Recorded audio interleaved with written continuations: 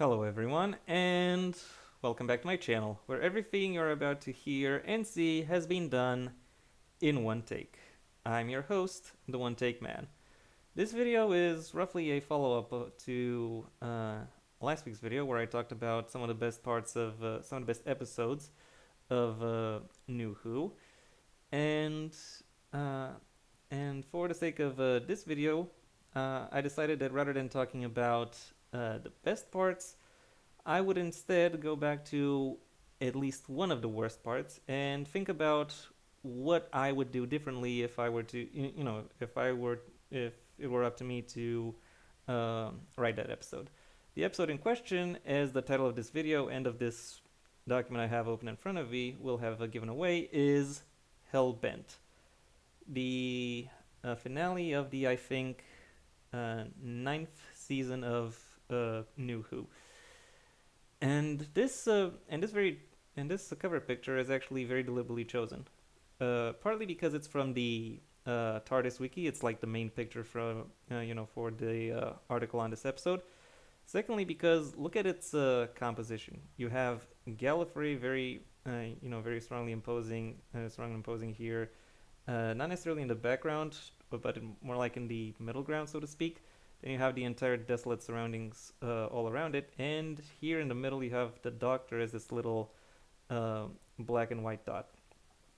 This image is very much a thesis statement for for the episode.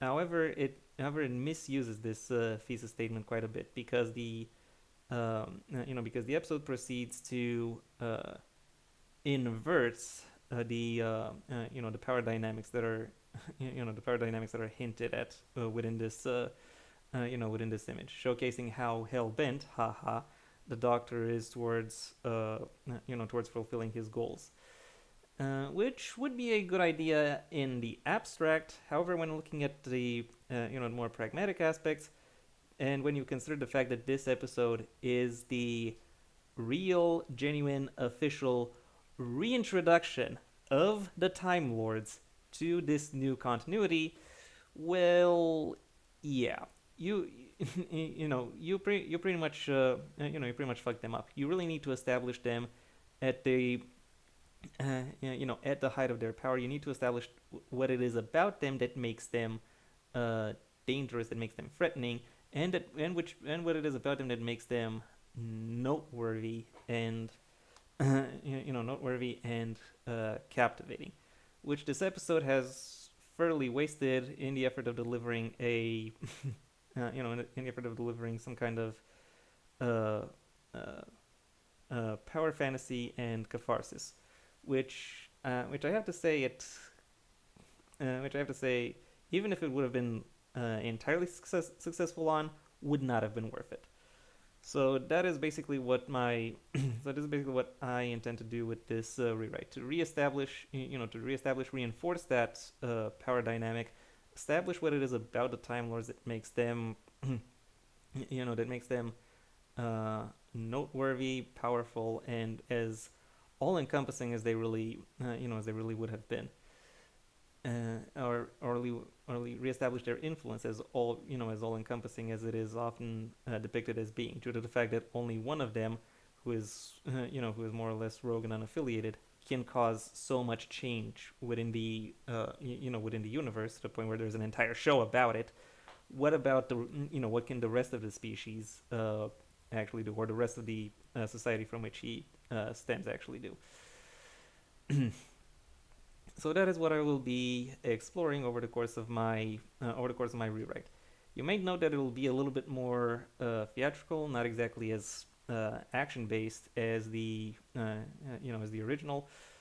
I have my I have my reasons for that. I think my approach would make for a uh, for a perhaps more interesting story, or would give an audience more to more to consider. And to start my points about the broader episode, uh, I want to go back to the ending of the previous episode, Heaven Sent, which is when the Doctor manages to escape the confession dial.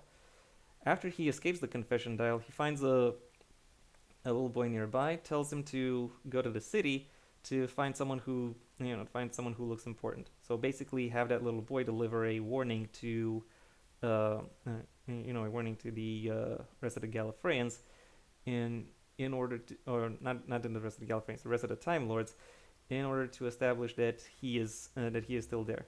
At the same time he does that, he does then still pick up the confession dial and speaks in it. Says that whoever has been observing him, uh, whoever has been observing him, is and tells whoever has been observing him that that he is looking forward to a confrontation, and that he knows that he's been trapped in order to reveal the truth about the hybrid, and says that the hybrid is him. For those of you who don't know, the hybrid is a being mentioned in a prophecy, someone who is said to usher the destruction of Gallifrey and more broadly of Time Lord society, and and the Time Lords have captured the Doctor in a confession dial because they think he knows who the hybrid is, and therefore would be inclined to tell them so that they can prepare them, or he was hoping they would be able to extract that information out of him in the confession dial.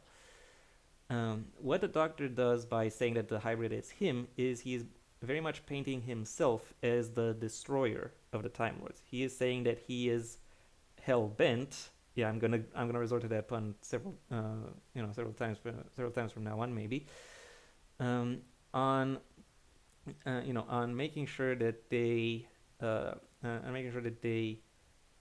bend to his will, that they fulfill that which he sees as them having stolen from him, making sure that he tries to bring Clara back, so to speak.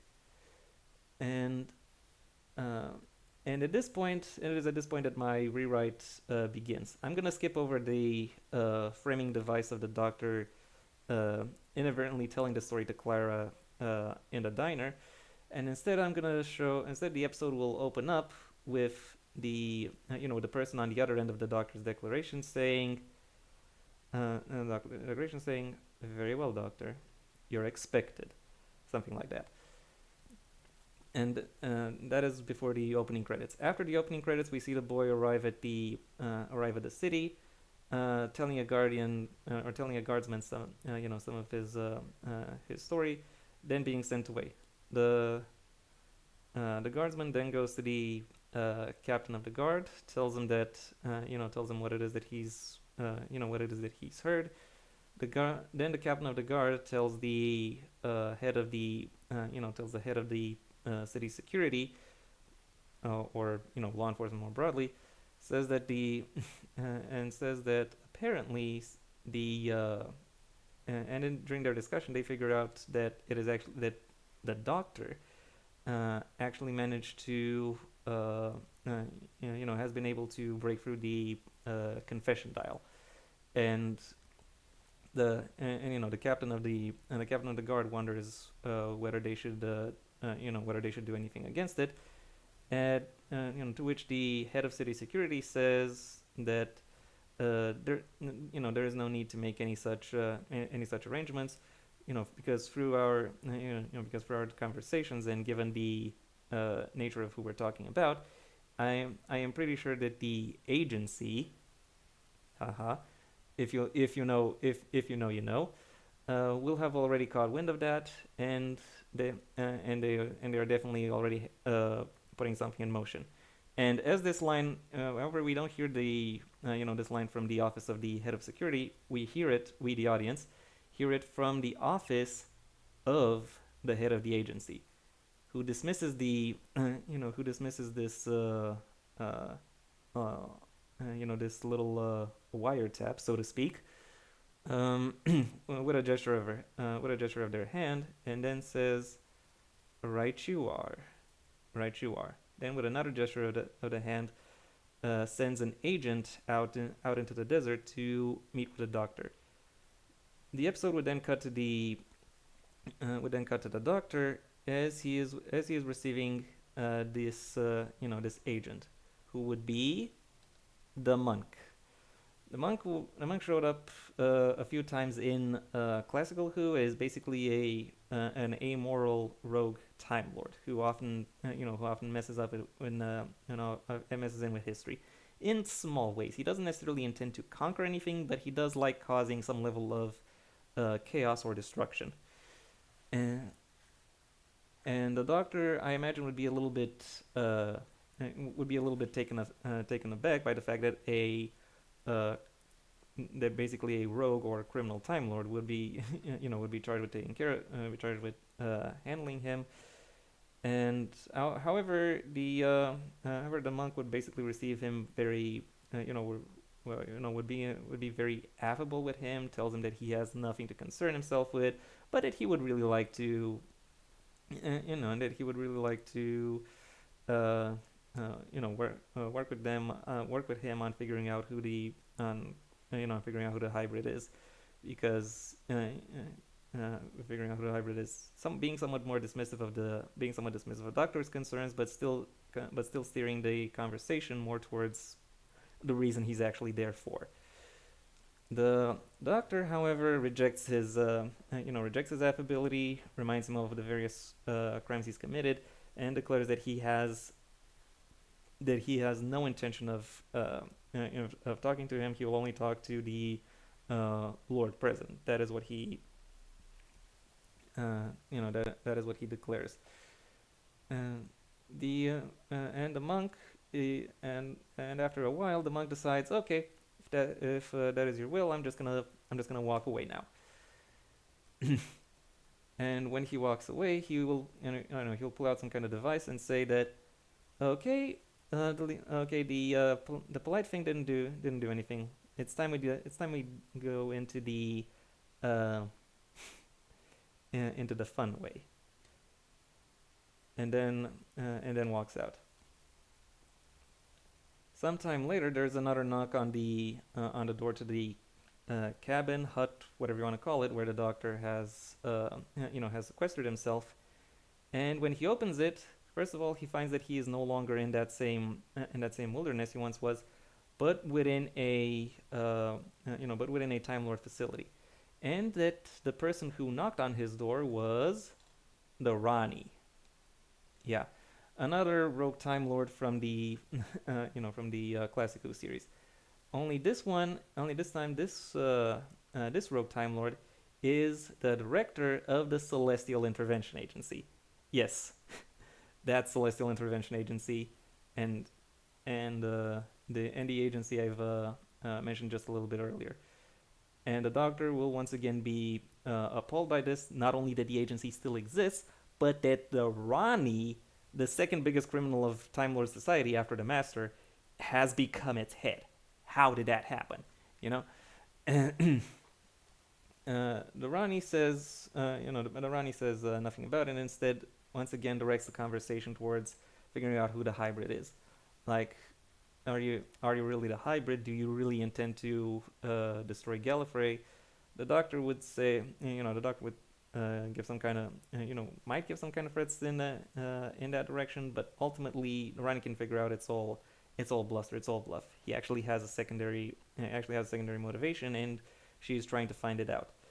As she is trying to find it out, however, the Doctor is able to pick up on her intentions, and decides to instead retreat back into the cabin. And after closing the door to the cabin and turning away from it, he realizes that rather than being inside the cabin, he is now outside of it, with the Rani still next to him. And when he turns back to the cabin, he finds it has disappeared. And the Rani reminds him that, first of all, who she is, second of all, where he is. She very much holds all the cards, and she can make anything happen, anything that she puts her mind to. So it would be in his best interest to not try to screw her over. The Doctor would reluctantly agree to that, and sit down with the Ronnie when when she offers him when she offers that they break bread together, at least symbolically. Like there isn't any actual bread; they're just having a meal together. The doctor agrees, then steals something from her plate and eats it.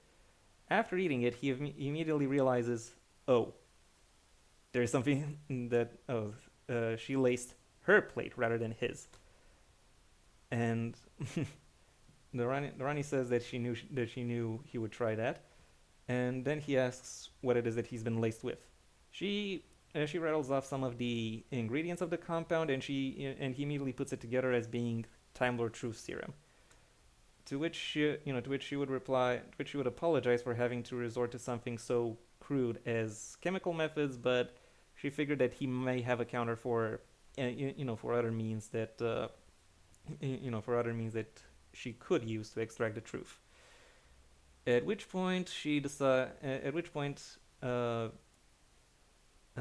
doctor decides to fully dig his heels in and declare that he will only talk to the Lord President. And like no matter what the question is, like even if he's asked his name, his answer will always be I'll only talk to the Lord President from now on. Which prompts the Ronnie to move away and actually call up the president. And then when she comes back, the doctor is still going on about how he'll only talk to the Lord President, to which the Rani will say that there is no Lord President anymore, and a second voice will say that there is a lady president, and that lady president is this lady, the woman from the End of Time, a character who within that actual episode hasn't actually had her identity revealed or any backstory given to her. There is some expanded canon material describing who it is that she actually is, or what other things she has involved herself with.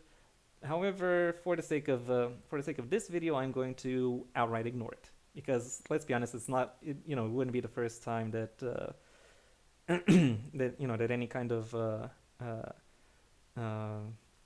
any material from the Doctor Who show contradicted things from outside of it. So, so I want to give this woman an established identity, a joke theory from the area, from around the airing of the end of time, said that this woman would actually be, was actually the Doctor's mother. Someone behind the scenes jokingly speculated that that woman might be the Doctor's father, who has since regenerated into a female form. Personally, however, there's an ambulance driving by. I'm gonna wait until it drives away.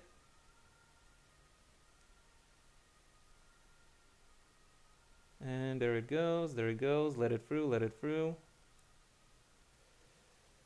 Okay, as I was saying, this woman, I don't want her to be a new Time Lord. I don't want her to be related to the Doctor, not necessarily. I want her to be connected, but not related. There are some fan theories according to which she is his biological mother. There are others according to which she is his biological father. There is another one according to which she is actually his aunt and an established Time Lord character, and another established Time Lord, classic Who Time Lord character called Flavia. But in this rewrite of Hellbent, she is another previously established classic Who Time Lord character, namely Romana. Romana did actually join the Doctor during an episode, during a classic Who episode where he had some dealings with the Celestial Intervention Agency, and and therefore I think she would be the best fit for this for this particular role. He would very much recognize her as Romana as soon as they meet, and and he would be very much disturbed by the fact that that he appointed the Rani to be the director of the agency, or that she may have approved of people like the monk or other uh, rogue time lords being being appointed within the agency. Within the agency, and she would try to explain herself that that in the wake of the time war, a lot of people died, and when rebuilding had to take place, they had to rebuild with whoever with whoever they could, and and their plan is to and our plan is to reestablish and our plan is to reestablish to the highest extent possible functionality of the functionality of Time Lord society, and this is the best way to do so. The doctor doesn't believe her. He sees her as he sees her somewhat like an imposter, somewhat like she she shouldn't be doing what it is that she is what it is that she is doing, and that and that there is no way that she would that she would actually consider that. And to which he would try to and to which she would try to assure him that this is that this is the way this is the way that she found. This is this is the best this is the best thing to do. And then she would also join in questions about the hybrid, going on with some concerns about the security of a Time Lord society, and with making sure that their world, and many maybe even others under their protection, are still remain under their protection, and it is for that reason that they need to track down every threat available, every threat that is out there, and actively counter it. And she also assures him that she is still the same Romana she knew. She may have regenerated a few times, but the core of who she is still the same. She still has her memories of him. She still understands how it is that how it is that he functions, and what exactly he wants to, and what exactly it is that she and what exactly his intentions, his thoughts towards Time Lord Society are, and tries to assure her that this is and tries to assure him that this is for the best. The doctor, however, really picks up on the fact that really picks up on what she says, that is that really you? Is that truly who you have who you remain? She assures him that is the case, and then he picks up some maybe some kind of trinket on her outfit, some kind of family heirloom, or personal heirloom that that he recognizes as being particularly important to her, and uses it to gain her as a hostage in the within his plans.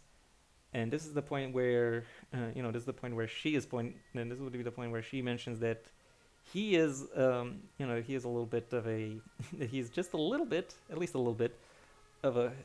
There are lots of ambulances today. What the hell? How are people? What are people doing? Anyway, we'll just have to wait. Well, yeah, I'm talking about a doctor, so of course I get ambulances up to wazoo for some reason. Why are you so slow? Just move.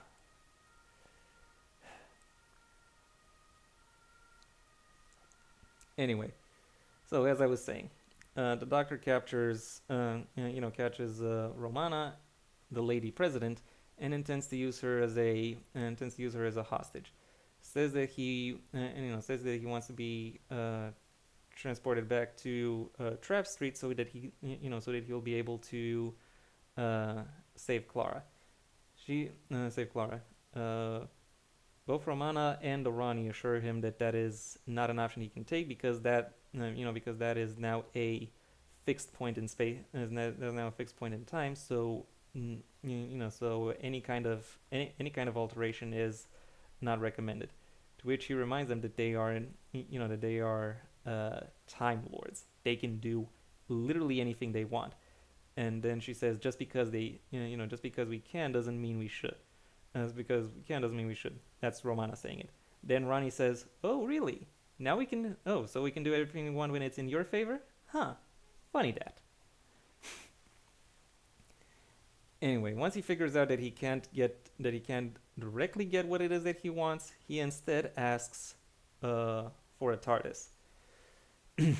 and after a little bit of coaxing, he is indeed he is indeed given one, and he also gives a little bit of a morsel of information about who the hybrid could be. He says that he doesn't actually think there is a hybrid because species uh,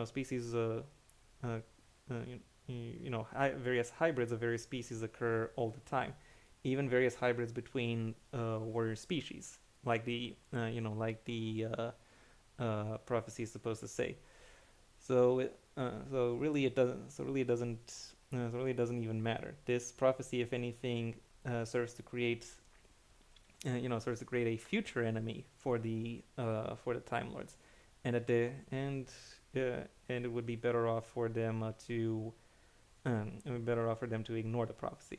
That is something he would say to he would say to Romana after the he would say to Romana when when they're in the TARDIS and making their way to Clara's death.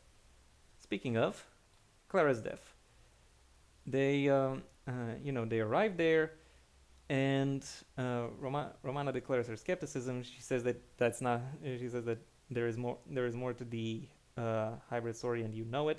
You should and you know it, Doctor. You should tell me what that is. You do not want to see her die again. To which the Doctor assures her that he won't see her die again. He's there to save her. Save her. To which she says, "No, you really can't. Don't try. Stop." And when he tries, he finds out that he literally can't. It is literally physically impossible to him. That raven, that chronolog raven that was employed used to kill Clara had additional protections surrounding it. It is basically time locked. It is a it is time locked the same way Jack Harkness was time locked so that he can't die.